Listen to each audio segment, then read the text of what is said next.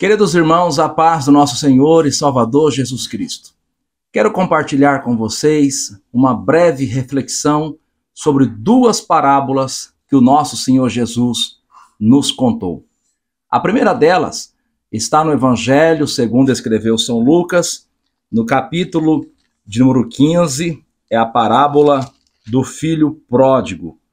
O versículo que eu vou ler é o versículo de número 14, que diz assim: E havendo ele gastado tudo, houve naquela terra uma grande fome, e começou a padecer necessidades. Todos nós conhecemos o teor, o conteúdo desta parábola. Jesus está falando a respeito de um filho pródigo, um filho mais jovem, que chega no seu pai e pede a sua parte da herança. E o pai, respeitando a vontade do filho, o livre arbítrio do filho, dá para ele a parte que lhe era devida. E ele pega aquela herança e vai para uma terra distante, vai viver longe da casa do seu pai, vai viver uma vida de prazeres, uma vida de orgias, vai gastar todo o seu dinheiro, todo, com festas, com meretrizes, com os prazeres desta vida. A segunda parábola que eu quero compartilhar com os irmãos está no Evangelho segundo escreveu São Mateus, no capítulo de número 25 e no versículo de número 18, que é a parábola dos talentos. Jesus vai contar nesta parábola que um senhor, afastando-se, saindo da sua propriedade, da sua terra em viagem, ele pega e distribui alguns talentos com os seus empregados, com os seus servos. A um, ele deu 5 talentos, ao outro, ele deu 2 talentos, e a um terceiro, ele deu 1 talento. Está escrito, Mateus 25, versículo 18. Mas o que recebera um foi e cavou na terra e escondeu o dinheiro do seu senhor. Observe que as duas parábolas vai ter algumas coisas em comum. E eu quero destacar aqui o recurso financeiro, tanto o dinheiro que o filho pródigo recebe como herança, quanto também o dinheiro, o talento que estes servos vão receber das mãos do seu senhor, né? Agora, observe que as duas parábolas vão se desenvolvendo e o Senhor Jesus, ele vai dizer que em um determinado momento acontece um reencontro. Aquele filho que havia gastado tudo no mundo com os prazeres cai em situação de miséria, existe uma grande fome na terra e ele agora, apacentando os porcos, sente desejo de comer das comidas que os porcos estavam comendo, e ele se lembra da casa do seu pai, e ele se lembra do seu pai, e as lembranças que esse filho tem são boas, porque ele diz: quantos trabalhadores na casa de meu pai têm abundância de pão, e eu aqui estou perecendo, estou sofrendo, estou passando por necessidades. Levantar-me-ei, irei ter com meu pai, e dir-lhe-ei: Pai, pequei contra o céu perante ti, não sou digno de ser chamado seu filho, mas faze-me como um dos teus trabalhadores. E assim acontece. Ele se levanta e vem em direção ao seu pai. E ali acontece um reencontro. Porém, observe, querido irmão, que na parábola do filho pródigo, Jesus está tratando uma situação de pai e filho. É um ambiente familiar. Aquele pai bondoso, amoroso, que tratava bem até mesmo os seus servos, ao ver o filho chegar miserável, sujo, maltrapilho, aquele pai tem uma atitude generosa para com aquele filho, restituindo ele a sua última posição, dando-lhe roupa, dando-lhe calçado, dando-lhe um anel no dedo, que é símbolo de poder, de autoridade, e fazendo uma grande festa. Aquele pai não humilhou aquele filho por ele ter gastado todos os bens no mundo. Aquele pai não censurou aquele filho, não, mas ele recebeu com alegria, dizendo: este meu filho estava morto e reviveu, estava perdido e foi encontrado.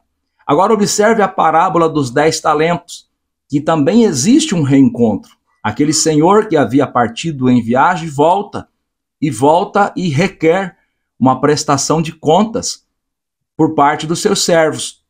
Aquele que tinha ganhado 5 talentos, negociou, trabalhou, conseguiu mais 5, entregou 10 para o seu senhor. Aquele que tinha recebido 2 talentos, igualmente, trabalhou, negociou, entregou 4 para o seu senhor. Mas aquele que tinha recebido apenas 1 talento e por negligência havia enterrado ele, escondido ele, porque ele tinha uma visão equivocada do seu senhor, ele disse: eu sei que o meu senhor é um homem duro, que colhe onde não plantou e que ajunta aonde não espalhou, né? Ele usa essa expressão em Mateus capítulo 25. Ou seja, ele tem uma visão assim bastante equivocada a respeito do seu senhor. O seu senhor não é aquele homem duro, aquele homem mau, conforme ele tinha em sua imaginação. É uma visão distorcida. Muito bem. Quando chega o momento da prestação de conta, diferentemente da questão do filho pródigo, este servo que tinha escondido o talento lhe devolve apenas 1 talento, não negociou, não colocou a juro, né? Esse talento aqui nós podemos considerar uma soma, né? De recursos financeiros. Ele enterrou e ele entrega achando que estava fazendo uma coisa boa. Diz: olha, está aqui o teu talento, eu enterrei, eu guardei. E o seu senhor vem ali repreender. Agora eu quero chamar a sua atenção para isso.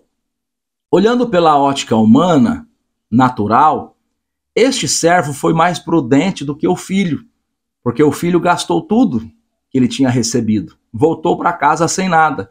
E este servo, quando ele se reencontra com o seu senhor, ele ainda tem um recurso para devolver ao seu senhor. Isso olhando pela ótica humana. Mas pela ótica espiritual, pelo ensinamento de Jesus Cristo, por vezes, aquele filho que sai de casa, que se desvia da igreja e vai para o mundo, e lá no mundo ele cai em uma situação difícil e ele se arrepende dos seus pecados e volta para a casa do Pai, na ótica espiritual de Jesus, nessas 2 parábolas, este filho, ele é recompensado por voltar para a casa do Pai. Este filho, ele é abençoado pelo Pai, diferentemente daquele servo que nunca saiu de casa, mas também nunca fez nada em favor do seu senhor. Nunca fez nada em favor da obra do seu senhor. E aí eu quero fazer a aplicação desta meditação. Quantas pessoas nunca saíram da igreja, mas também nunca fizeram nada para trazer mais alguém para a igreja? Quantas pessoas nunca saíram da casa de Deus, mas também nunca se esforçaram para que a obra de Deus viesse a prosperar, a crescer, a expandir? Veja, na ótica destas 2 parábolas, segundo o ensinamento destas 2 parábolas, estas pessoas que ficam na casa de Deus, mas não fazem nada para que o reino venha a crescer, para que a obra de Deus venha a crescer, estas pessoas, espiritualmente falando, por vezes, são piores do que aquelas que saem da igreja. Porque aquelas que saem da igreja, elas têm o pleno entendimento que elas estão erradas, que elas precisam se reconciliar com Jesus Cristo, que elas precisam voltar para a casa de Deus, assumirem o seu papel como filhos na casa do Senhor. Já estes que estão na casa de Deus, mas não fazem nada para que a obra venha a crescer, venha a prosperar, são meros religiosos. São pessoas que se prendem à religiosidade. Vão ao culto, participam do culto, mas não falam de Jesus para ninguém. Não somam, não multiplicam dentro do reino de Deus. E é isso que eu queria meditar com os irmãos. Qual tem sido a nossa posição dentro do reino de Deus? Nós somos meramente membros de banco, religiosos, ou nós somos aqueles filhos que, mesmo às vezes cometendo algum deslize, algum vacilo, se arrepende, volta, como aquele filho pródigo voltou dizendo: eu vou ter com meu pai, eu vou dizer: pai, pequei contra o céu perante ti, não sou digno de ser chamado teu filho, mas faze-me como um dos teus trabalhadores, ou seja, eu quero trabalhar para o Senhor.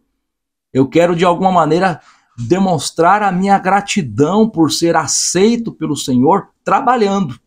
A salvação, querido irmão, querida irmã, não vem de esforços humanos. Está escrito na carta que Paulo endereçou à igreja em Éfeso, no capítulo 2, a partir do versículo de número 8, que a salvação ela é pela graça, ela é pela fé, né? E não vem de nós, é dom de Deus, né? Porque pela graça sois salvos por meio da fé. E isso não vem de vós, é dom de Deus. Não vem das obras para que ninguém se glorie. Então a salvação é pela fé, pela graça de Deus, né? Agora, uma pessoa salvo, ele tem o prazer de trabalhar para o seu Senhor como uma forma de gratidão. Por isso está escrito na continuidade deste capítulo 2 da carta aos Efésios, está escrito assim: porque somos feitura sua, versículo 10, criados em Cristo Jesus para as boas obras, as quais Deus preparou para que andássemos nelas. E uma das boas obras é anunciar o Evangelho, é falar de Jesus para alguém. Uma das boas obras é realizar a obra do Senhor Deus, pregando a sua palavra, convidando alguém para conhecer a Jesus. Que o Senhor nosso Deus nos ajude, que nós não venhamos a nos comportar como aquele servo mau, ingrato e infiel, que pegou o talento, pegou os dons que Deus lhe deu e enterrou. Que Deus nos ajude a valorizar aquilo que Ele tem feito por nós, aquilo que Ele tem nos dado, os dons naturais e os dons espirituais. Com certeza, você sabe e pode fazer alguma coisa dentro da obra do Senhor nosso Deus. Não enterre os teus talentos, não enterre os teus dons, mas use para a glória do Senhor Jesus Cristo. Deus abençoe a sua vida, Deus abençoe a sua família, em o nome do Senhor.